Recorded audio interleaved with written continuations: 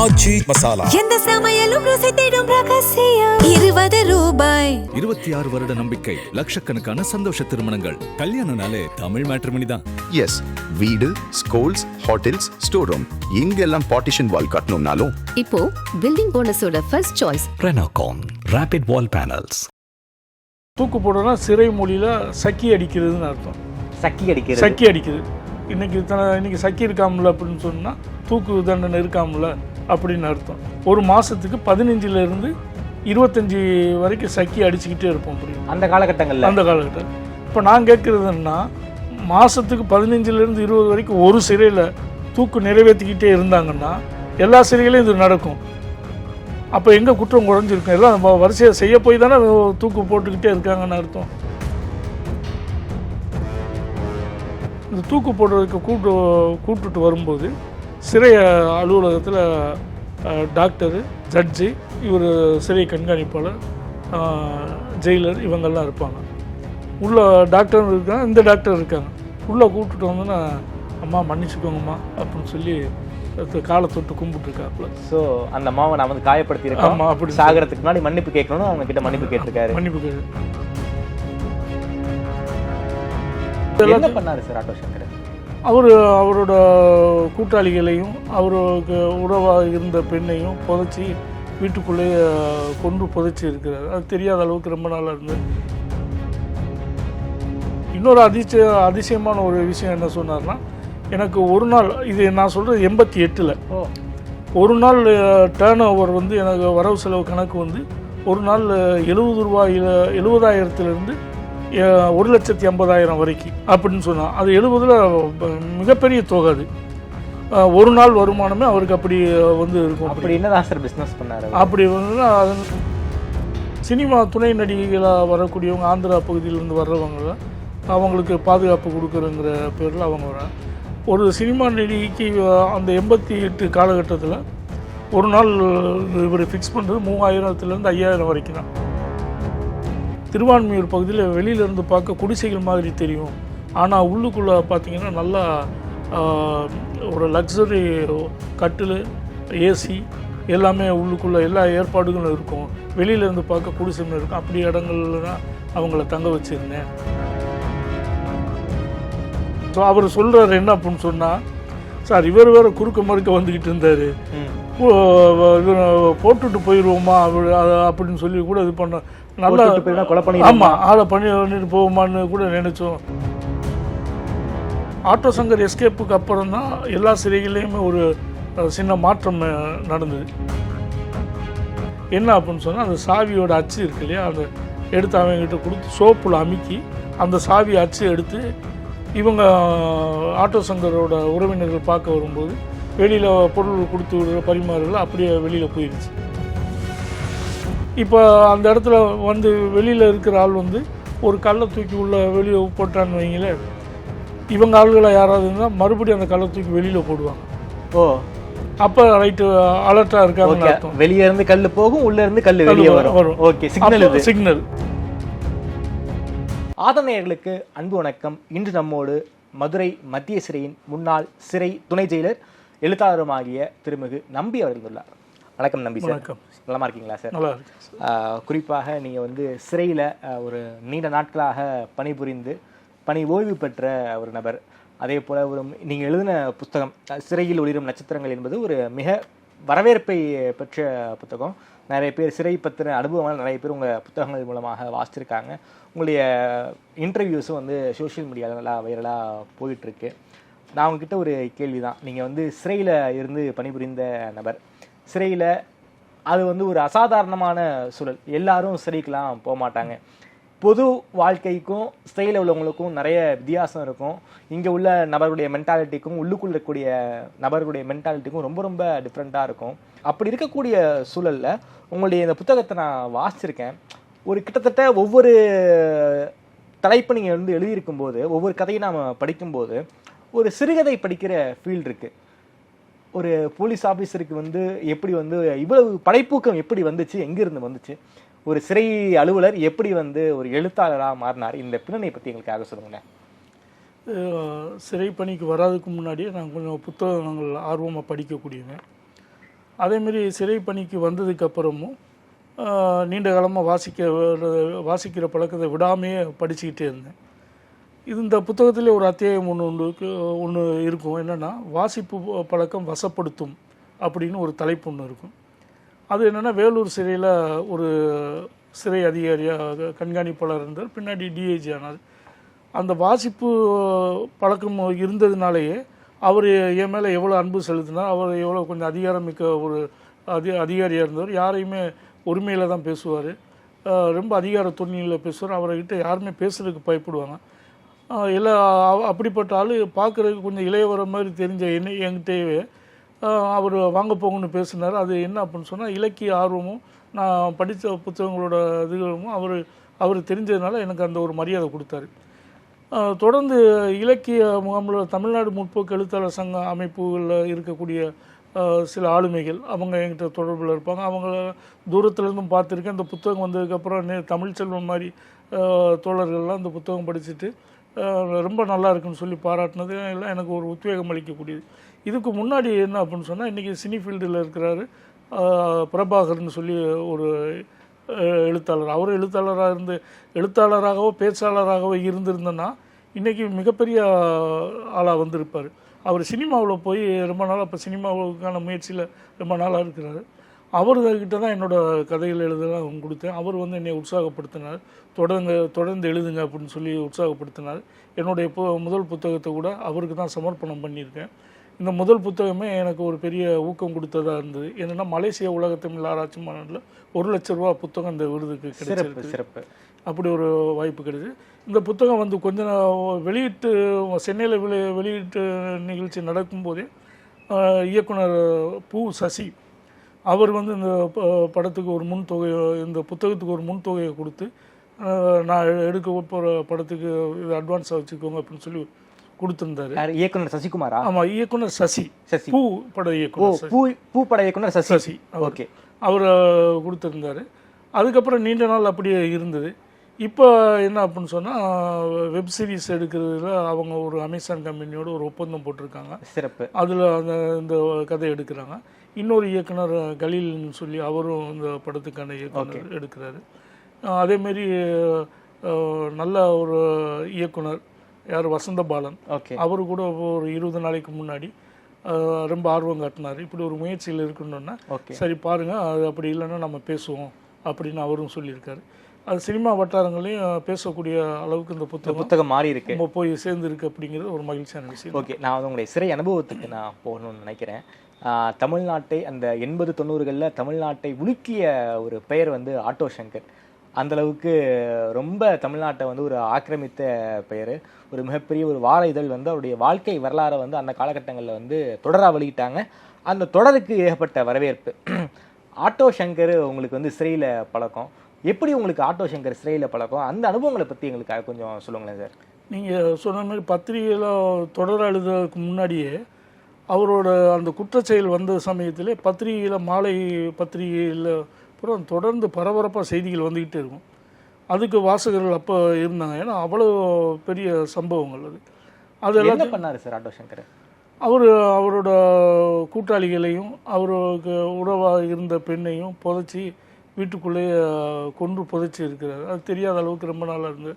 இன்னொரு சுடலைங்கிற ஒரு அவரோட சக கூட்டாளி இன்னொருத்தர் கொன்னதுனால அது கொஞ்சம் கொஞ்சமாக வெளியில் வந்துச்சு. அவருக்கு போலீஸ் வட்டாரங்களையும் அரசியல் தலைவர்கள் வகையும் மிகப்பெரிய செல்வாக்காக இருந்தது. அதுக்கப்புறம் அந்த புத்தகங்கள் எல்லாத்துக்கும் பரவாயில்ல தெரியும். அப்போ உங்களை மாதிரி தான் நானும் பத்திரிகையில் அதை ரொம்ப தீவிரமாக வாசிச்சுக்கிட்டு இருந்தேன். அப்போ நான் ஒரு கிளைச்சிறையில், மேலூர் நிலக்கோட்டை கிளைச்சிறையில் பணியை செஞ்சிட்டேன். 88 தான் இந்த சம்பவம் ரொம்ப பரபரப்பாக வந்துக்கிட்டு இருந்தது. அப்போ இந்த செய்தியெல்லாம் படிச்சுக்கிட்டு இருந்த காலத்தில் அது ஒரு சாதாரண செய்தியாக தான் இருந்தது. அப்புறம் அவர் விசாரணை கைதியாக உள்ளே இருந்தது. சிறையிலேருந்து ஒரு தடவை எஸ்கேப் ஆகுறாரு. எப்படி எஸ்கேப் ஆனார்? அந்த எஸ்கேப் சம்மந்தமாக இதில் நான் சொல்லியிருப்பேன்.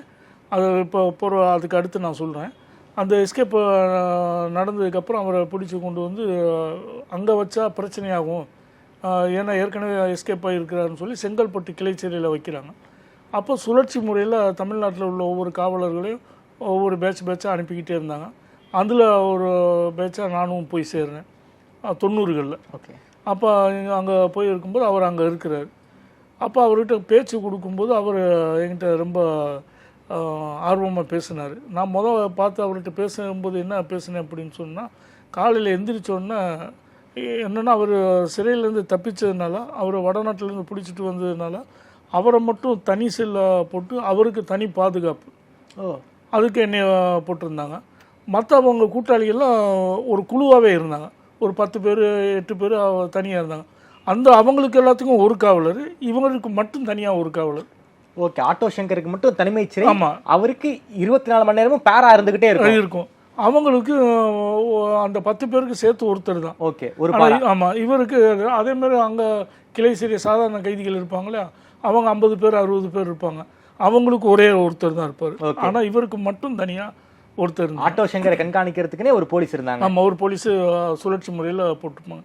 அப்போ அவர் என்னன்னா, நான் அவர் காலையில் எழுந்திரிச்சோன்னு பார்த்தேன்னா, அவர் பைபிளை எடுத்து திறந்து பைபிளை திறந்த உடனே அந்த அட்டை படத்தில் அவரோட குடும்ப படம் ஒட்டி வச்சுருப்பார். ஓகே. அந்த குடும்ப படத்தை பார்த்து கும்பிட்டுக்கிட்டு கன்னத்தில் ஒத்தி வச்சுட்டு அதுக்கப்புறம் பைபிள் வாசிக்க ஆரம்பிப்பார். ஓகே. சில சமயம் கிறிஸ்தவ பாட்டு படிப்பார். அந்த கிறிஸ்தவ பாட்டு படிக்கும்போது குரல் இனிமே இருந்துட்டு இசை ஞானமும் இருக்கிற மாதிரி எனக்கு தெரிஞ்சது. ஆட்டோ சங்கருக்கு நம்மள இசை ஞானத்தோடு படிக்கிற குரல் நல்லா இருக்கு அப்படின்னு நான் வந்துட்டு, என்னப்பா இவ்வளோ ஆர்வம் படிக்கிற, குடும்ப படத்தையும் பைபிளில் ஒட்டி வச்சுருக்கிற, இப்படி இருக்கிற இவ்வளோ சம்பவங்கள்லாம் இப்படி பண்ணியிருக்கே அப்படின்னு சொன்னேன். சார், நீங்கள் எனக்கு பாட்டு சம்மந்தமாக கேட்டால் எனக்கு ரொம்ப மகிழ்ச்சி, என்னோடய சம்பவங்கள்லாம் நீங்களாம் தெரிஞ்சிருப்பீங்க இல்லையா அப்படின்னு சொல்லிவிட்டு, நான் எல்லா பாட்டும் படிப்பேன் அப்படின்னு. எல்லா பாட்டும் படிப்பேன் சார், சினிமா பாட்டெல்லாம் ரொம்ப படிப்பேன், உங்களுக்கு இன்னொரு நாளைக்கு படித்து காமிக்கிறேன்னு சொல்லி அதுக்கப்புறம் சினிமா பாட்டு படித்தாப்புல. அந்த பாட்டெல்லாம் வந்து ரொம்ப பார்த்து எவ்வளோ ஆர்வமாக அப்போ அதில் ஒரு விஷயம் என்ன சொன்னாப்புலன்னா, நான் ஒரு கார் வச்சுருந்தேன், அந்த கார்லேயே கார் செட் ஒன்று, மியூசிக் சிஸ்டம் ஒன்று வச்சுருந்தேன். எனக்கு கார் இப்போ போலீஸ் பறிமுதல் பண்ணது கூட எனக்கு ஒன்றும் பிரச்சனை கிடையாது, அந்த சிஸ்டம் போயிடுச்சுன்னு தான் நான் எனக்கு வருத்தப்பட்டேன். ஏன் அப்படின்னு சொன்னால், அது வெளிநாட்டிலேருந்து ஸ்பெஷலாக நான் இறக்குமதி செஞ்சது, அவ்வளோதான். நான் காரில் விட்டு இறங்க மாட்டேன், காருக்குள்ளேயே தான் இருப்பேன் அப்படின்னு. இன்னொரு அதிசயமான ஒரு விஷயம் என்ன சொன்னார்னா, எனக்கு ஒரு நாள், இது நான் சொல்கிறது 88ல், ஒரு நாள் டேர்ன் ஓவர் வந்து எனக்கு வரவு செலவு கணக்கு வந்து ஒரு நாள் 70 ரூபாயில் 70,000லேருந்து 1,80,000 வரைக்கும் அப்படின்னு சொன்னால், அது 70ல் மிகப்பெரிய தொகை. அது ஒரு நாள் வருமானமே அவருக்கு அப்படி வந்து இருக்கும். அப்படி என்னதான் சார் பிஸ்னஸ் பண்ணார்? அப்படி வந்து அதனால விபச்சாரம்,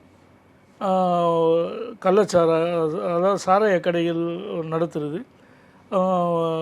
ரவுடிசம், இந்த மாதிரி இதுகளில் அவர் அது பண்ணார். இந்த விபச்சாரமே வந்து எப்படி நடத்துகிறாருன்னா, சினிமா துணை நடிகைகளாக வரக்கூடியவங்க, ஆந்திரா பகுதியிலேருந்து வர்றவங்கள அவங்களுக்கு பாதுகாப்பு கொடுக்குறங்கிற பேரில் அவங்க வராங்க.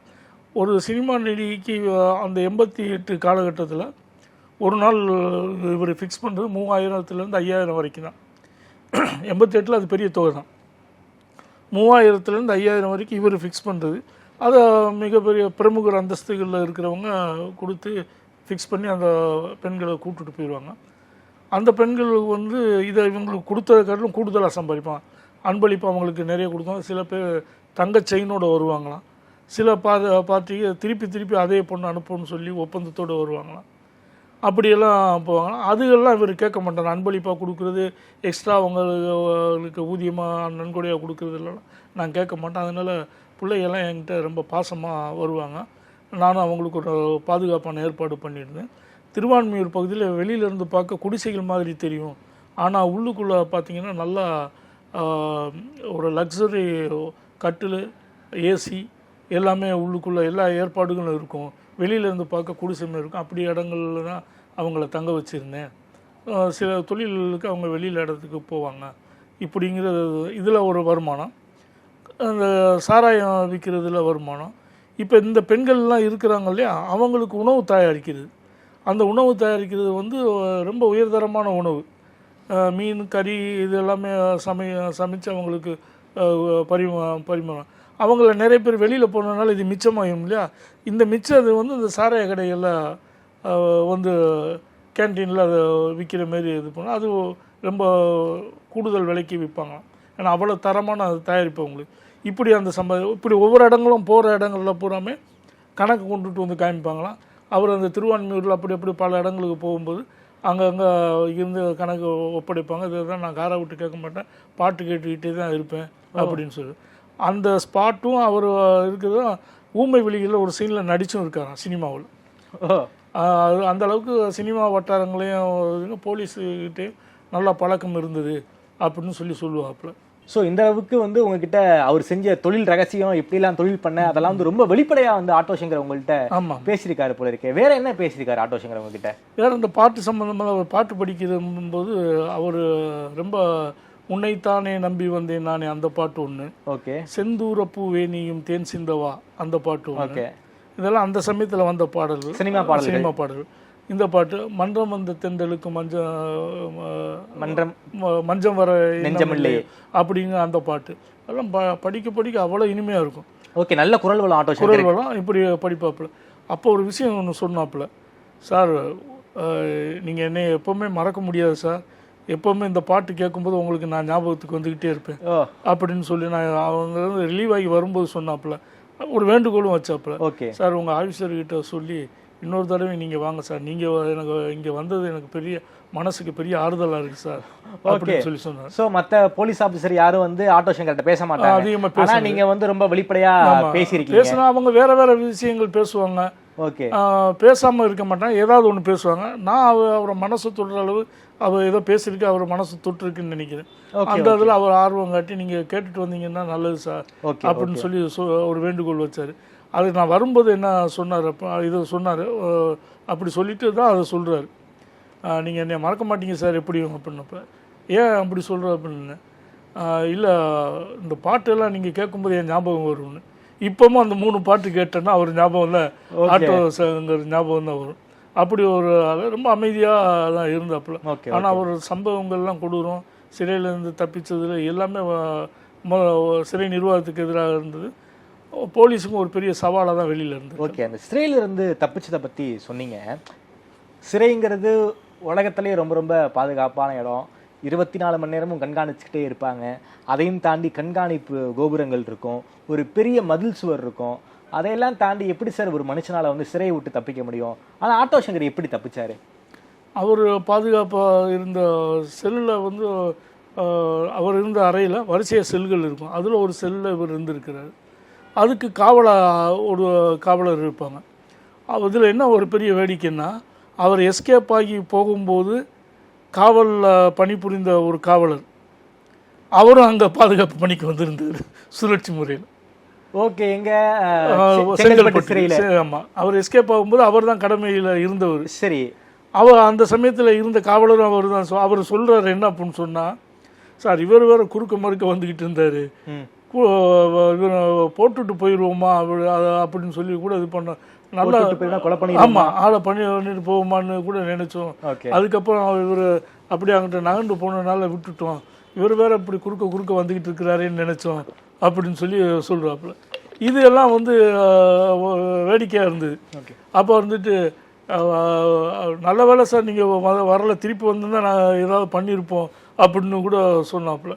அந்த காவலர் அங்கே டியூட்டியில் இருந்தார். அது எப்படி எஸ்கேப் ஆகணும்னா அப்படின்னு சொன்னோன்னா, ஆட்டோ சங்கர் எஸ்கேப்புக்கு அப்புறம் தான் எல்லா சிறைகளையுமே ஒரு சின்ன மாற்றம் நடந்தது. என்ன மாற்றம்னா, செல் கதவுகள் இருக்கு இல்லையா, கேட் இருக்கு, அப்போ கதவு, அந்த செல் கதவு, அந்த கதவு வந்து கையை விட்டோன்னா அந்த பூட்டக்கூடிய குழி ஒன்று இருக்கும், அதுக்குள்ள தான் பூட்டு இருக்கும். சினிமாவெல்லாம் பார்த்தோம், ஒரு குழிக்குள்ள தான் வந்து அந்த உள்ளார பூட்டுற மாதிரி இருக்கும். அது எட்டுற மாதிரி தான் இருந்திருக்கு. ஓகே, எல்லா சிறையிலும் பெரும்பாலும் அப்படி எட்டுற மாதிரியும் இருக்கும். கொஞ்சம் ஒல்லியா நீளமான கை உள்ளவங்க கை வச்சுனா பூட்டை தொற்ற முடியும். அந்த ஆட்டோ சங்கர் எஸ்கேப்புக்கு அப்புறம் எல்லா சிறைகளும் ஒரு ஏற்பாடு பண்ணாங்க. என்ன அப்படின்னு சொன்னா, அந்த கதவுக்கு மேலே ஒரு இரும்பு பிளேட் ஒன்று பற்ற வச்சாங்க. ஓகே, அந்த மற்றதெல்லாம் ஓப்பனாக இருக்கும், அந்த இதை சுற்றி அந்த தொட முடியாத அளவுக்கு பெரிய இரும்பு பிளேட் ஒன்று அந்த அடிதண்டா பக்கத்தில் போட்டு வச்சுருந்தாங்க, இது வந்து தெரியக்கூடாதுன்னு சொல்லி. அப்படி ஒரு ஏற்பாடு. இன்னொரு இன்ஸ்ட்ரக்ஷன் என்ன கொடுத்தாங்க, எல்லா சிறை காவலர்களுக்கும் அறிவுரை, அதுதான் இப்போ வரைக்கும் நடைமுறைப்படுத்தினாங்க. பூட்டும்போது அந்த சாவி துவாரம் இருக்கும்ல, அது வெளியில் தெரிகிற மாதிரி இருக்கும். ஆமா நம்ம அப்படிதான் வெளியே அப்படிதான். பூட்டுவோம். இப்போ அதுக்கப்புறம் வந்து அப்படி வேண்டியது இல்லைன்னா அந்த சாவி துவாரம் உள்பக்கம் இருக்கணும். திருப்பி ஆமா, பூட்டுவாங்க. திருப்பி பூட்டு. ஓகே. அப்படி பூட்டிட்டோம்னா அது தெரியாது. இப்போ என்ன அப்படின்னு சொன்னா இப்போ அதுதான் நடைமுறையில் இருக்கு. இன்னைக்கு வரைக்கும் நடைமுறையில் இருக்கு. ஆமா, அது ஆட்டோ சங்கர் எஸ்கேப்புக்கு அப்புறம் தான். Okay. அதுக்கு முன்னாடி அந்த மாதிரி கிடையாது. இப்போ அப்படி மாற்றி பூட்டினா புகாருக்கு உள்ளாயிருவாங்க காவலர். ஓ, அதாவது சாவியோட துவாரம் தெரியுற மாதிரி பூட்டினா அது வந்து குற்றம் அது. ஆமாங்க, கைதிகள் வந்து உள்ள இருக்கும்போது சாவி துவாரம் வெளியில தெரியுற மாதிரி பூட்டக்கூடாது. ஓகே. அப்படி ஒரு செல்லுல சாவி துவாரம் இருக்கிற மாதிரி பூட்டினா அந்த அந்த செல்லுல ஆள் இல்லைன்னு அர்த்தம். ஓகே. அப்படி நாங்களே எங்களோட புரிதலுக்கு வந்துட்டோம். சரி சரி. அது அந்த படிப்பினை வந்து ஆட்டோ சங்கர் எஸ்கேப்புக்கு அப்புறம் நடந்தது. ஓ, அதாவது சாவி துவாரம் வெளியே தெரியுற மாதிரி பூட்டி இருந்தா அந்த செல்லுல கைது இல்லைன்னு அர்த்தம். ஆமா, மாத்தி பூட்டி இருந்தாங்கன்னா உள்ளுக்குள்ள கைது இருக்காருன்னு அர்த்தம். ஏன்னா அந்த சாவி துவாரம் வெளியில இவங்க ஒரு முயற்சி பண்ணினாலும் அப்படி திறக்க முடியாது இல்லையா. சரி. ரொம்ப எளிமையாகி போகும். அதனால அந்த மாதிரி விடக்கூடாது அப்படிங்கிறதுக்கு அப்படி வச்சாங்க. அப்போ அது ஒரு சிஸ்டம். அவன் ஆட்டோ சங்கருங்க அந்த பிளேட்டு அந்த தொடுற மாதிரி இருந்ததுனால இன்னொரு விஷயம் என்னென்னா எல்லா சிறைகள்லையுமே அடிக்கடி பூட்டுறது திறக்கிறது அப்படின்னு இருக்கும்போது கைதிகள் தான் பெரும்பாலும் பூட்டி திறக்கிறது வழக்கம். ஆட்டோ சங்கர் இருந்த சென்னை சிறையிலையும் அதுதான் வழக்கமாக இருந்தது. ஒரு துணைக்கு ஒரு கைதி ஆர்டர்லியாக வச்சுருப்பாங்க. அவர் தான் உதவியாளராக காவலர்களுக்கெல்லாம் எல்லா இதுவும் பூட்டுறது. அது பூட்டி அந்த கைதி திறந்து விடையா அப்படின்னு சொல்லி சாவி கொடுத்து விடுவாங்க. அவர் திறந்து விடுவார். திருப்பி பூட்டும்போது அதேமாரி எல்லா செல்களையும் பூட்டுறது ரொம்ப டயர்டாயிடும் சாவி எடுத்து. அப்போ இவங்களை கூப்பிட்டுட்டு வச்சு அவங்களுக்கு பூட்டிட்டு அவர் கடைசியாக தான் பூட்டுவாங்க. அந்த இது நடைமுறையில் இருக்குது. அப்படி ஒரு அவங்க கொஞ்சம் நம்பகமான ஆளாக தான் அப்படி தேர்வு பண்ணுவாங்க ஆர்டர்லிக்கு. ஆமாம், ஆர்டர்லி. ஆனால் அதுலேயும் வந்து அவங்களுக்கு சார்புடைய ஒருத்தன் அவனுக்கு உதவி பண்ணியிருக்கான். என்ன அப்படின்னு சொன்னால் அந்த சாவியோட அச்சு இருக்கு இல்லையா, அந்த எடுத்து அவங்ககிட்ட கொடுத்து சோப்பில் அந்த சாவியை அந்த சிறை சோப்புகளுக்கு வந்து கொஞ்சம் நெகிழ்வு தன்மையாக இருக்கும், ரொம்ப கெட்டியெல்லாம் இருக்கு. ஓகே. அந்த சோப்பில் துணி துவைக்கிற சோப்பு. ஓகே. அது பெரும்பாலும் வேப்பெண்ணெயில் தயாரிக்கிற சோப்பு. அது கொஞ்சம் அவ்வளோ நெகிழ்வு தன்மையோடு இருக்கும். அதில் அழுத்தி அந்த சாவி அச்சு எடுத்து இவங்க ஆட்டோ சங்கரோட உறவினர்கள் பார்க்க வரும்போது வெளியில் பொருள் கொடுத்து விடுற பரிமாறுகள் அப்படியே வெளியில் போயிடுச்சு. அந்த சாவி போய் ஒன்று அந்தமாரி போயிருக்கணும், அல்லது வெளியில் துறவிங் எல்லா ஜெயிலையுமே வந்து காம்பவுண்டு சோருக்கு வெளியில் தடை செய்யப்பட்ட பொருளை வீசி எறிகிறது அப்படிங்கிற மாதிரி ஒன்று இருக்கும். இப்போ அந்த இடத்துல வந்து வெளியில் இருக்கிற ஆள் வந்து ஒரு கல்லை தூக்கி உள்ள வெளியே போட்டான்னு வைங்களேன், இவங்க ஆளுகளை யாராவது இருந்தால் மறுபடியும் அந்த கல்லை தூக்கி வெளியில் போடுவாங்க. ஓ, அப்போ ரைட்டு அலர்ட்டாக இருக்காங்கன்னு அர்த்தம். வெளியே இருந்து கல் போகும், உள்ளே இருந்து கல் வெளியே வரும். Okay, signal. அப்போ ரைட் நம்மால் தான் உள்ளே இருக்கிறான்னு இந்த பொருள் இருக்குது. அந்தமாரி வந்து இந்த சோப்பும் வெளியில் போய் அதை அச்சு அடித்து அதேமாரி வந்து அந்த சாவியும் அதேமாரி துறவிங்கில் உள்ளே வந்திருக்கு. அன்னைக்கு எஸ்கேப் ஆகிற அன்றைக்கி நேர்காணலில் வருவாங்களா அதெல்லாம் சொல்லிக்கிடுவாங்க. இன்றைக்கி வருவான், இன்றைக்கி அங்கே வந்து பேசுகிறதெல்லாம் இங்கே இந்த பொருள் மாறி வர்றது வந்து இந்த மாதிரி. ஏன்னா சாவி உள்ளே வந்துச்சுன்னா அது பெரிய தப்பு. ஆமாம், அது சர்ச்சிங்கில் எடுத்துருவாங்க. அப்போ அந்த எஸ்கேப் ஆகிற அன்னைக்கு இவங்க சொல்லிட்டாங்க. அது என்னென்னா அந்த பார்க் ஸ்டேஷன் இருக்கு இல்லையா. ஆமாம், அந்த சென்ட்ரல் ஜெயில் இங்கே தானே இருந்துச்சு. ஆமாம் ஆமாம், அந்த இதில் அது செவரை ஒட்டி இருக்கிற பகுதி முள் புதராக தான் இருக்கும். ஓகே. அந்த பகுதியில் தான் இரவு நேரத்தில் 12-1 மணிக்கெல்லாம் யாரும் ட்ரெயினும் போக்குவரத்து இருக்காது, ஆள் நடமாட்டம் இல்லாமல் இருக்கும் இல்லையா. அந்த சமயத்தில் அங்கேருந்து ஒரு கல்லை தூக்கி போட்டு இவர் வந்ததுக்கப்புறம் அது இவர் வெளியில் வந்துட்டாருன்னா இவர் கல்லை தூக்கி போட்டு இவர் தான் போடணும். அப்படி போட்டிருக்காப்புல. அப்படி போட அந்த வந்த சாவியை வச்சு இவங்க திறந்து வெளியில் வரும்போது அதில் என்னென்னா ஒரு காவலர் அவர்கிட்ட அங்கனைக்குள்ளே டியூட்டி பார்க்குற ஆள் வந்து பேசி விடுவது. பிறகு கடைசியில் இருந்துட்டு சொல்கிற, சார் நான் எனக்கு தூக்கம் வருது, தூங்க போகிறேன், அடிக்கடி இங்கே நடந்த தூக்கம் டிஸ்டர்ப் ஆகுது சார், கொஞ்சம் அந்த பக்கம் நடந்துக்கோங்க. ஓகே. அப்படின்னு சொல்லி, சரி அப்படின்னா ஒன்றும் பிரச்சனை, நான் அதை பார்த்துக்கிறேன் அப்படின்னு ஒரு தூங்குற மாதிரி ஒரு ஏற்பாடு பண்ணிவிட்டு இது திறந்து பூட்டி அதையும் சாவியை எடுத்துட்டு அப்படியே எஸ்கேப்பாக வந்திருக்கேன். அப்படியே இன்னொரு பிளாக்கு அந்த சோரோரம் வரும்போது தான் இந்த காவலர் குறுக்க வந்ததுன்னு சொன்னேன். ஓகே. அப்போ இதில் வந்து கல்லை தூக்கி போட்டால் அவங்க அங்கேருந்து வெளியிலேருந்து ஒரு பெரிய கயிறு தூக்கி போட்டால் அந்த கயிறில் ஈஸியாக ஏறுற மாரி முடிச்சுகளும் குச்சிகளை இணைச்சி கட்டி தூக்கி போட்டாங்க. அதுக்கப்புறம் இவர் அதில் இருந்து ஏறி அந்த பக்கம் போய் அந்த கயிறை எடுத்துகிட்டு எஸ்கேப். ஓகே, ஆட்டோ சங்கர் சிறையில இருந்து தப்பிச்சதும் ஒரு பெரிய செய்தியா மாறுனுச்சா சார்? ஆமாம் ஆமாம், இந்த முறையில் தான் அவர் மாறினதாக சொன்னார். பத்திரிகையிலலாம் வந்த செய்தி தான். ஓகே, அதுக்கப்புறம் ஒரு வடநாட்டில் போய் இருந்து அதுக்கப்புறம் இங்கேருந்து போலீஸு போய் கண்டுபிடிச்சி அவர் கூப்பிட்டு வந்ததுக்கப்புறம் தான் செங்கல்பட்டுக்கு வராரு. தனி சிறையில் போடுறாங்க. ஆமாம், தனி சிறை. அந்த தனி சிறையில் தான் உங்களுக்கும் ஆட்டோ சங்கருக்கும் பழக்கம். அப்போ தான் அந்த ஒவ்வொரு மாதமும் அதுலேருந்து தூக்கு தண்டனை கொடுக்குற வரைக்கும் அப்படி தான் இருந்தது. Okay sir. அப்போ அதுக்கப்புறம் தூக்கு உறுதியானதுக்கப்புறம் அவரோட கூட்டாளி இருந்த எல்டின், இப்போ என்னன்னா எல்டினை நான் அங்கே ஒரு மாதம் டியூட்டியில் பார்க்கல, ஏன்னா அவங்களாம் வேறு இடத்துல இருந்தாங்க. ஓகே, தூக்கு கொடுத்த உடனே இவர் சேலம் சிறைக்கும் எல்டின் வந்து மதுரை சிறைக்கும் வர்றாரு. ஓகே, அப்போ மதுரை சிறைக்கு வரும்போது எல்டின்கிறவர் ஆட்டோ சங்கருடைய கூட்டாளியா? ஆமாம், மச்சினனும் கூட. ஓ, மச்சினனும் கூட்டாளியும் கூட. அப்போ இவர் வந்து இங்கே வந்துட்டார், வந்து தான் இங்கே தூக்கு போடுறாங்க. அதுதான் கடைசி தூக்கு மதுரையில். ஓகே, எல்டின் வந்து மதுரை சிறைக்கு வந்தாரு, எல்டினை தூக்கு போட்டாச்சு, அதுதான் மதுரையுடைய கடைசி தூக்கு. அந்த தூக்கு தண்டனை நீங்க விட்னஸ் பண்ணீங்களா சார்? ஆமாம், அது என்னோட புத்தகத்தில் எழுதியிருக்கேன் சார். இப்போலாம் வந்து தூக்கு தண்டனை, அந்த மரண தண்டனைக்கு எதிராக ஒரு மிகப்பெரிய ஒரு கூட்டு இயக்கம் எல்லாம் கட்டியிருக்காங்க. மரண தண்டனை கூடாதுன்னு வந்து சுப்ரீம் கோர்ட்டே சில இடங்கள்ல வந்து மென்ஷனும் பண்ணியிருக்காங்க. எல்டின் தூக்கு தான் மதுரை சிறையுடைய கடைசி தூக்குங்கிறீங்க. ஒரு தூக்கு தண்டனை கைதியை எப்படி சார் நீங்கள் வந்து பார்ப்பீங்க? அவருக்குன்னு எதுவும் தனி ப்ரொசீஜர் இருக்கா சார்? நல்ல கேள்வி. இதுக்கு முன்னாடி நான் இன்னொரு விஷயத்தையும் சொல்லியிருக்கேன், இந்த புத்தகத்தில் அதையும் பதிவு செஞ்சுருக்கேன். ஒரு பொதுவான ஒரு பொதுமக்கள் மத்தியில் ஒரு அபிப்பிராயம் ஒன்று உண்டு. நிறைய குற்றச்செயல்கள்லாம் வரும்போது என்கவுண்டர் பண்ணணும், தூக்கு தண்டனை இல்லாமல் இருக்குது, அதனால தான் இவ்வளோ குற்றங்கள்லாம் நடந்துக்கிட்டு இருக்குது அப்படின்னு ஒரு அபிப்பிராயம் இருக்குது. தூக்கு தண்டனை கொடுத்தோன்னா குற்றங்கள்லாம் குறையும், மரண தண்டனை இல்லாமல் இருக்கிறதுனால தான் இப்படி பயம் இல்லாமல் செய்கிறாங்கன்னு ஒரு கருத்து இருக்கு இல்லையா? அது பொய்ங்கிறதுக்கு என்ன, அது அப்படியெல்லாம் அது இல்லை அப்படிங்கிறதுக்கு என்ன உதாரணம்னா, இந்த புத்தகத்தில் எழுதியிருப்பேன். 70 ஆண்டு 1975க்கு முன்னாடி வரைக்கும் ஒருத்தர் தூக்கு தண்டனை இருந்தது. அது ஒருத்தனை தூக்கு போடுறதுனா சிறை மொழியில் சக்கி அடிக்கிறதுன்னு அர்த்தம். சக்கி அடிக்குது. இன்னைக்கு சக்கி இருக்காமல அப்படின்னு சொன்னால் தூக்கு தண்டனை இருக்காமல அப்படின்னு அர்த்தம். அதாவது இன்னைக்கு சக்கி இருக்கான்னு கேட்க மாட்டாங்க, நாளைக்கு சக்கி அடிக்கிறாங்களாம்ல அப்படின்னு. ஏன்னா காலையில் 5 மணிக்கு போட்டுருவாங்க, அதனால இன்னைக்குங்கிற வேலை கிடையாது. விடிய காலையில் 5 மணிக்கு தான் தூக்கு போடுவாங்க. ஆமாம், அதனால் நாளைக்கு சக்கி இருக்காமல அப்படின்னு பொதுவாக அந்த அப்படி ஒரு சீனியர் ஒருத்தர், அவர் 1936 வேலைக்கு சேர்ந்து 72 ரிட்டையர்ட் ஆனவர். அவரை நான் சந்தித்தது வந்து 2006. ஓகே, அவர் வந்து சொன்ன அனுபவங்கள் வந்து என்ன அப்படின்னு சொன்னால், அவர் முத்துராமலிங்கத்தை அவர் உள்ள சிறையில் இருக்கும்போது இருந்திருக்கிறார். சரி, சுதந்திர போராட்ட காலத்துக்கு முன்னாடியே அவர் காவலராக இருந்தாங்க. அவங்க பையங்க பாட்ஷா பாயின்னு சொல்லி அவங்க பையங்கள்லாம் எங்கள் கூட வேலை செஞ்சு ரிட்டையர்ட் ஆனாங்க. அவர் சொன்ன தகவல் என்ன அப்படின்னு சொன்னால், ஒரு நாளைக்கு 15லேருந்து 25 வரைக்கும் நாங்கள் சக்கி அடிச்சுக்கிட்டே இருப்போம் அப்படின்னு. ஒரு மாதத்துக்கு 15லேருந்து 25 வரைக்கும் சக்கி அடிச்சுக்கிட்டே இருப்போம் அப்படின்னு அந்த காலகட்டம். இப்போ நான் கேட்குறதுன்னா, மாதத்துக்கு 15லேருந்து 20 வரைக்கும் ஒரு சிறையில் தூக்கு நிறைவேற்றிக்கிட்டே இருந்தாங்கன்னா எல்லா சிறைகளையும் இது நடக்கும்.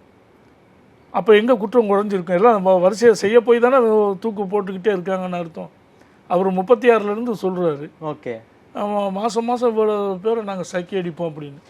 எங்கள் கூட நாங்கள் வேலைக்கு சேர்ந்த போதும் அந்த மாதிரி தூக்குல போடக்கூடிய பயிற்சி பெற்ற சில காவலர்கள், மூத்த காவலர்கள் 2-3 பேர் இருந்தாங்க. என்ன சார் அதுக்குன்னு பயிற்சி இல்லாமல் இருக்கு? ஆமாம், அது எல்லாருமே போட்டுற முடியாது இல்லையா?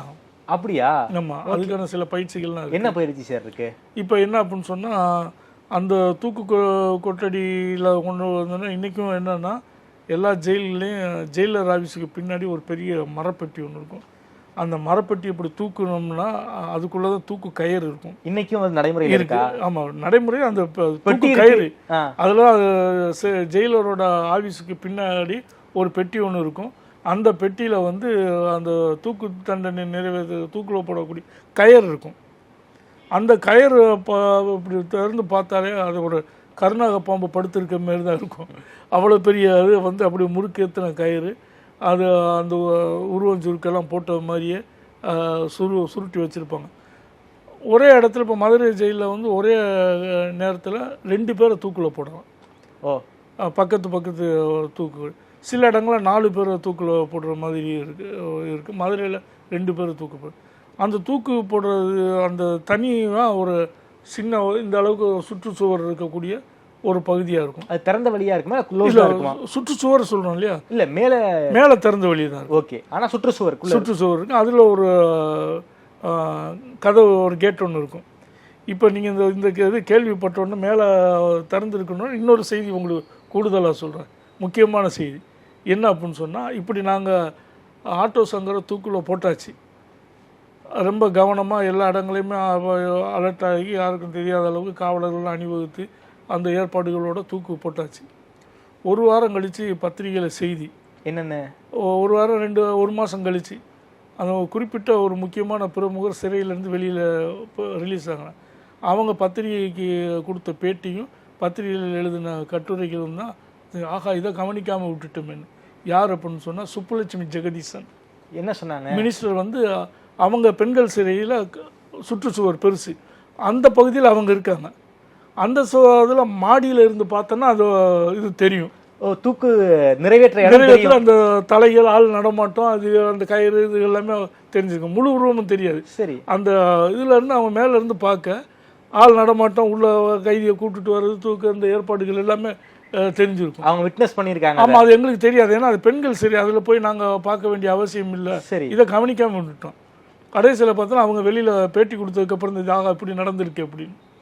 அதை தூக்கு போடும்போது அவங்க அந்த அம்மா அங்கே இருந்திருக்காங்க. அதை நாங்கள் கவனிக்காம விட்டுட்டோம். இது அப்படி நடந்தது.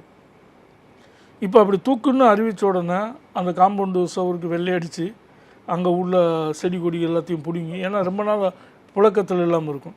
அப்போ அந்த இரும்பு பிளேட்டுகள் அந்த ஆங்கிள் இதுகளுக்கெல்லாம் அந்த எண்ணெய் எல்லாம் கிரீஸ் எல்லாம் போட்டு எல்லாமே ரெடி பண்ணி அந்த கயிறெல்லாம் வச்சு அதுக்கப்புறம் அதுக்கு ஒத்திகை ஒரு ஏற்பாடு ஒன்று பார்த்து ரிஹர்சலா. ஆமாம், ஆள் மட்டும் பார்க்காம அதுக்கு பதில் ஒரு மணல் முட்டையை ஒன்று எடுத்து வச்சு அந்த வெயிட்டுக்கு தகுந்த மாதிரி வச்சு அது அந்த அந்த அந்த ஆங்கிள் அந்த இது எல்லாத்தையும் லிவர் அதுக்கு எல்லாமே வந்து எண்ணெய்லாம் போட்டு எல்லாமே ரெடி பண்ணி எல்லாம் சரியாக இயங்குதா எல்லாம் டெஸ்ட் பண்ணி பார்ப்பாங்க. இப்போ இதை நிறைவேற்றும் போது ஆட்டோ சங்கரை நிறைவேற்றுறதுக்கு முன்னாடி 4 வருஷத்துக்கு முன்னாடி குருசாமிங்கிற ஒருத்தர் தூக்கில் போடுறாங்க. அதுக்கு முன்னாடி ஒரு 10-15 வருஷமாக தூக்கே கிடையாது. ஓகே, 20 வருஷமாக, அதுக்கு முன்னாடி 20 வருஷமாக தூக்கு இல்லை. அப்போ யாருக்குமே அது தெரியலை, அந்த தூக்கு போடுற அனுபவம் எப்படின்னு தூக்கு போடணுன்னே தெரியல. அப்போ ஒரு சீனியர் ஒருத்தர் இருந்தார். அவர் என்ன சொன்னார், நான் போடும்போது இருந்திருக்கேன், எனக்கு மறந்து போச்சு, ஆனால் இதில் எக்ஸ்பர்ட்டான ஒருத்தர் இங்கே ரிட்டையர்ட் ஆகி இங்கே வாட்ச்மேனாக இருக்கார், அவரை கூப்பிட்டுட்டு வரேன்னு சொல்லி அவரை கூப்பிட்டுட்டு வந்து அவர் தான் அந்த இதெல்லாம் திருப்பி அவங்களுக்கெல்லாம் பயிற்சி. இப்போ எப்படின்னு தெரியாது, ஆள் இல்லை யாரும். சரி, என்ன அந்த மாரி ஒரு ஏற்பாடோட இங்கே வந்து நிறைவேற்றினாங்க. அந்த என்ன எப்படி சார் நிறைவேற்றுவாங்க அந்த தூக்கு தண்டனையை?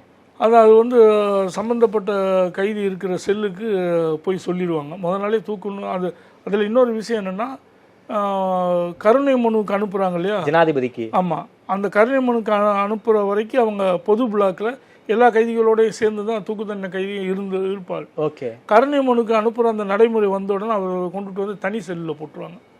அப்போ அதுக்கு தனி பாரா போட்டுருவாங்க. ஓகே, தனி பாரா போட்டோன்னா அவருக்கு உணவு முறைகள் எல்லாமே மாறிடும். கொஞ்சம் தரமான உணவு, அந்த உதிரி சோறு இப்போ கட்டி அடித்து கொடுக்கும்போதே அவங்களுக்கு உதிரி சோறு, கூட்டு பொரியல், ரசத்தோட சாப்பாடு, இப்படி ஒரு ஏற்பாடு. சிறை நிர்வாகத்திலே அவங்களுக்கு 6 பீடி கொடுக்கறதுக்கு ஒரு ஏற்பாடு. ஓகே, அவங்களுக்கு அவரை மட்டும் கண்காணிக்கிறதுக்கு தனியாக ஒரு பாரா. இது எல்லாத்துக்கும் போக அன்றாடம் அதிகாரிகள் வந்து பார்த்து பேசிட்டு போவாங்க. இப்படி நடந்துக்கிட்டு இருக்கும். கருணை மனுவில் கன்ஃபார்ம் ஆயிடுச்சுன்னா மாற்று கிடையாது, தூக்கு போட்டுருவாங்க. அதை கருணை மனு நிராகரிக்கப்பட்டு, அதாவது கருணை மனுவில் கன்ஃபார்ம் பண்ணதுக்கப்புறம் ஒரே ஒரு தூக்கு தான் மிஸ் ஆகிருக்கு, தூக்கு போட வேண்டியது இல்லை அப்படின்னு. யாருக்கு சார்?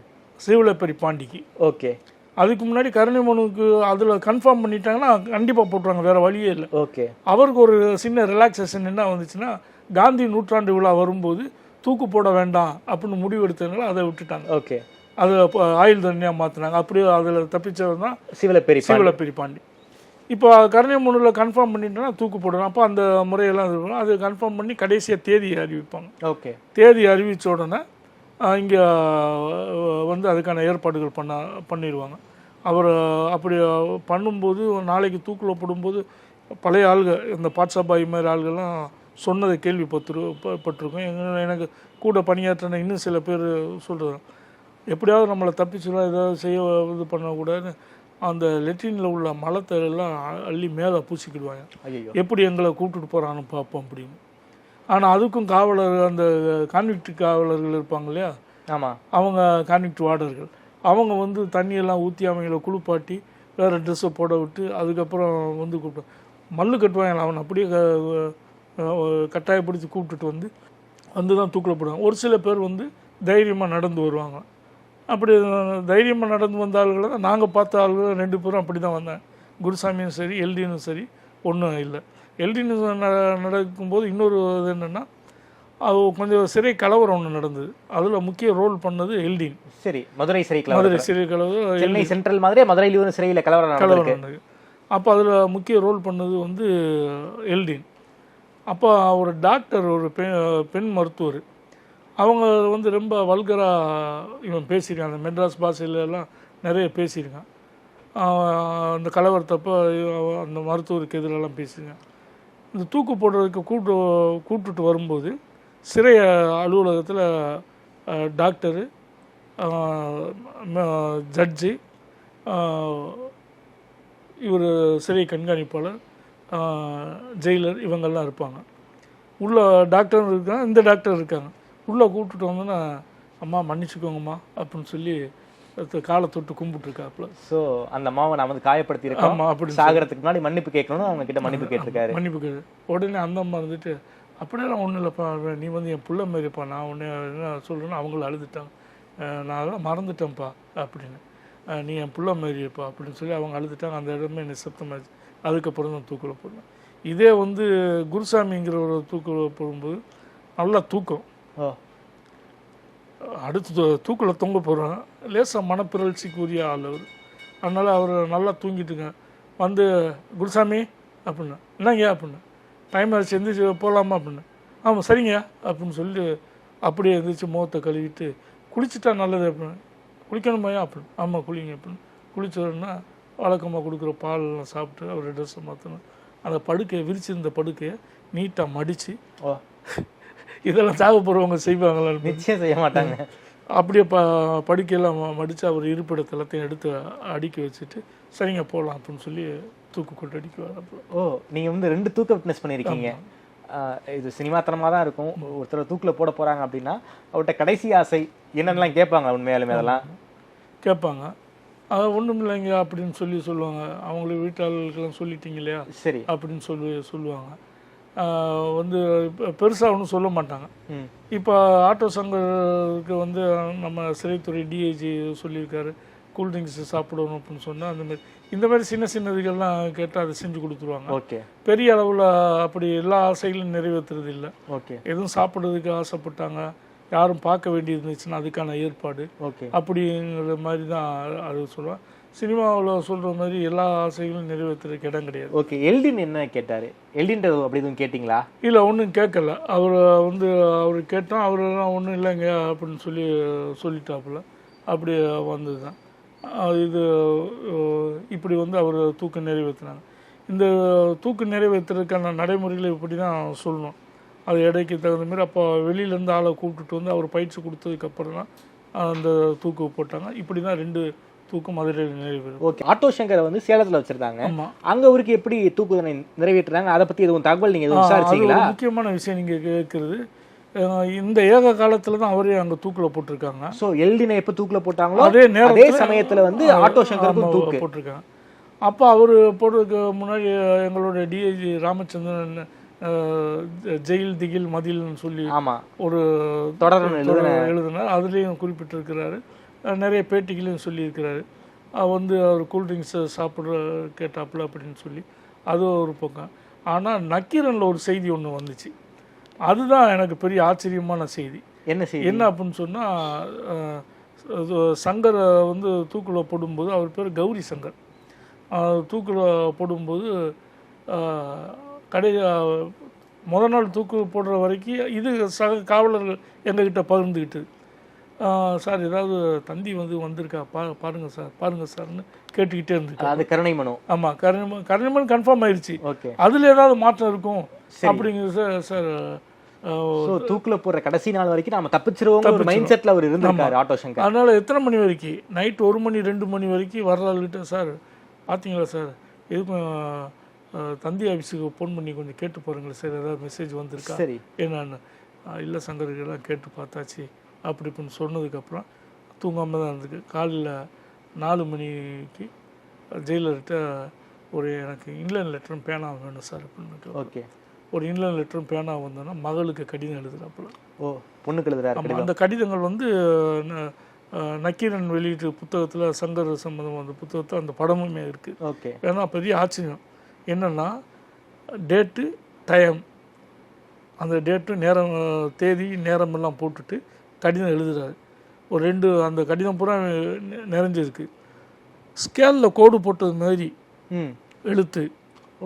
ஒரு இடத்துல கூட அடித்தல் திருத்தல் இல்லை, ஏற்ற இறக்கம் இல்லை, அப்படியே எழுதியிருக்காப்பு. அச்சடித்த மாதிரி பொடி எழுத்துல மகளுக்கு கடிதம். அதில் சாராம்சம் என்ன அப்படின்னு சொன்னால் நான் இப்போ சாக போகிறேன், கடைசி நேரத்தில் உன்னை நான் பார்க்காம போகிறது ஒன்று தான் எனக்கு ரொம்ப வருத்தமாக இருக்கும். நீயும் அம்மா மாதிரி பிள்ளைய மாதிரி எல்லாம் வந்து பார்த்துருந்தேன்னா நான் ரொம்ப சந்தோஷமாக இந்த சாவை கூட ஏற்றிருப்பேன். ஆனால் நீ வராமல் போயிட்ட, நீ ஒரு தப்பான முடிவு எடுத்திருக்கிற, அப்பாவோட ஆசீர்வாதம் உனக்கு கிடைக்காதுன்னு நீ நினச்சிட்ட. ஏன்னா இன்னொரு பையனை லவ் பண்ணி போயிட்டப்ப நான் அதை எதுக்கவே இல்லை. அம்மாவை நான் எவ்வளோ அட்வைஸ் பண்ணிட்டேன், ஏற்றுக்கோமா எதிர்ப்பு தெரிவிக்காதன்னு சொல்லியிருக்கிறேன். அதனால் இனிமேல் அம்மாவும் ஏற்றுக்கிடுவாங்க, அம்மாக்கிட்ட சமரசமாக இருக்கிற பார்த்துக்கோ, உன்னை பார்க்காம போகிற ஒரு கவலையை தவிர வேறு இல்லை. இதுதான் அந்த கடிதத்தோட சாராம்சம். அதில் வந்து எந்த அடித்தல் திருத்தலும் இல்லாமல் அவ்வளோ எழுதியிருக்காப்புல. எனக்கு அதுதான் ஒரு சாக போகிற நேரத்தில் கூட அந்த கடிதத்தில் வந்து எப்படி அந்த மன தைரியம் இருந்தால் எழுத முடியும் அப்படின்னு யோசித்தேன். அது அப்படி வந்து அதுக்கப்புறம் தான் அவரை வந்து தூக்கில் போட்டிருக்காங்க. தூக்கில் போட்டாச்சுன்னா அதுக்கப்புறம் என்ன சார் பண்ணுவீங்க? தூக்கில் போட்ட உடனே இதில் தூக்கு போடுறதுக்கு கடைசி நேரத்தில் வெளியில் பத்திரிகையாளர்கள்லாம் செய்திகள்லாம் கேட்குறது சேகரிக்க வெளியில் வருவாங்க. ஆமாம், அங்கேயே பாராவெல்லாம் போட்டுருவாங்க, யாரையும் உள்ளே வர விடக்கூடாதுன்னு எல்லாத்தையும் நிப்பாட்டிடுவாங்க. வெளியிலேருந்து டாக்டர் ஒரு ஜட்ஜ் இவங்கெல்லாம் வந்துடுவாங்க. காலையில் விடிய காலையில் 5 மணிக்கு வந்துடுவாங்க. எல்லாம் அந்த தூக்கு கொட்டடி அந்த இதை சுற்றியுமே ஆயுத காவல் இருப்பாங்க. உள்ளே வந்து நின்ன உடனே அந்த இரும்பு பிளேட்டில் அப்படி நிற்கிற மாதிரி ஒரு சதுர இரும்பு பிளேட், அதில் வந்து நிற்கவும் இந்த கயிறு எடுத்து மாட்டுறதும் இந்த காலை கட்டுறதும் ஒரு செகண்டில் தான். வந்து நின்னோடனே இந்த பெருவிரல் 2ஐயும் சேர்த்து கட்டிடுவாங்க. அது ஒரு நாட்டுக்கு கரெக்டாக இருக்கும். அதை போட்டோன்னா அதை எடுத்து அப்படி ஒன்று கெட்ட ஒருத்தர் இதை கழுத்த வந்துடுவார். வந்தோடனே அவர் முகத்தையெல்லாம் கருப்பு துணி போட்டுருவாங்க. கருப்பு துணி போட்டு கட்டிடுவாங்க. கட்டுறது அப்படி கவரை போட்டுருவாங்க. இதை போட்டு நிப்பாட்டினோன்னா அது கருப்பு துணியை வெளியிலே நிப்பாட்டுவாங்க. அங்கே வந்து நின்ன உடனே அந்த கயிறை ஒரு செகண்ட் கட்டிடுவாங்க. இந்த கயிறு எடுத்து மாட்டுவாங்க. 2 அட் அ டயத்தில் நடக்கும். அவங்க சொன்ன உடனே அந்த சிக்னல் கொடுத்தோன்னா அந்த லிவர் இழுத்துருவார். இழுத்தோடனே டமார்னு ஒரு சத்தம் கேட்கும். ஓகே, டமார்னு சத்தம் கேட்டோன்னா அந்த பாடி உள்ளே போயிடும், வெளியில் தெரியாது. கயிறு தான் தெரியும். கயிறு ஆடிக்கிட்டே இருக்கும். ஆடி ஆடாங்கன்னா அந்த கயிறு ஆடி அப்படி நின்னதுக்கப்புறம் இறந்து போயிட்டார்னு அர்த்தம். இப்படி இழுத்த உடனே ஒரு செகண்டு அந்த அந்த பிளேட்டு உள்ளே போயிடும். உள்ளே போனோன்னா அடியில் ஒரு கட்டியிருப்பாங்க, அது போய் அந்த செவரில் போய் அடிக்கும். அடித்தோன்னா இவர் உள்ளே போயிடும். இந்த மேல் கயிறு மட்டும்தான் இருக்கும், கழுத்துக்கு மேலே உள்ள கயிறு மட்டும்தான் வெளியில் இருக்கும். அப்படியே உள்ளே துடிச்சிருப்போம். துடிப்பு நின்னோன்னா கயிறு அடங்க அவங்க எல்லாம் வெளியில் வந்துடுவாங்க. எல்லாம் ஆஃபீஸுக்குள்ளே வந்துடுவாங்க. வந்து ஒரு அரை மணி நேரம் 1 மணி நேரம் கழித்து தான் அதை இது பண்ணுவாங்க. உள்ளே மணலும் இதுவும் இருக்கும். அதை லூஸ் பண்ணி ஸ்ட்ரெச்சரில் வச்சு வெளியில் கொண்டு வந்துடுவேன். ஓகே, இதை வச்சு அவங்க வெளியில் உறவினர்கள் காத்திருந்தாங்கன்னா அவங்ககிட்ட பாடி ஒப்படைப்பாங்க. ஓகே, இதுதான் இப்படி தான் தூக்கு தண்டனையை பற்றி நிறைவேற்றுங்க. ரொம்ப நன்றி நம்பி சார். குறிப்பாக ஆட்டோ சங்கரில் ஆரம்பித்து ஆட்டோ சங்கருக்கு எப்படி வந்து தூக்கு தண்டனை நிறைவேற்றுறாங்க, அதே போல் ஆட்டோ சங்கருடைய மைத்துனர் எல்டினுக்கும் எப்படி வந்து மதுரையில் வந்து தூக்கு தண்டனை நிறைவேற்றுறாங்க அப்படிங்கிற விஷயத்தை பற்றி ரொம்ப விரிவாக பேசியிருக்கீங்க. நேரில் கொடுத்து பேசியமைக்கு நன்றி நம்பி சார்.